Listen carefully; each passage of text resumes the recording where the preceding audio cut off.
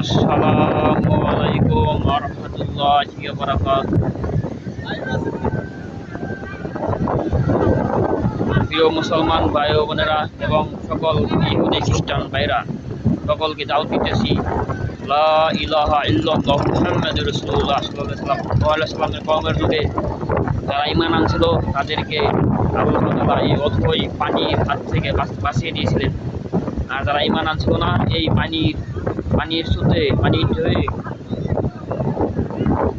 গিলা খেয়ে ফেলেছিল। আর যারা ঈমান আনছিল তাদেরকে আল্লাহ তাআলা বাঁচিয়ে দিয়েছিলেন। আল্লাহ তাআলা সর্বশক্তিমান। ভাই ঈমান আনি সবাই, ঈমান এনে ভাই আমরা আল্লাহর হুকুম পালন করি, আল্লাহর রাসূলের অনুসরণ করি, তাহলে দুনিয়াতে শান্তি, আখিরাতেও শান্তি, জাহান্নামের হাত থেকে মুক্তি পাওয়া যায়। ভাই জান্নাতে রয়েছে আপনাদের জন্য আরাম, আয়েশ, সুখ, শান্তি। আমরা সকলেই ঈমান আনি ভাই, করি লা ইলাহা ইল্লাল্লাহু মুহাম্মাদুর রাসূলুল্লাহ সাল্লাল্লাহু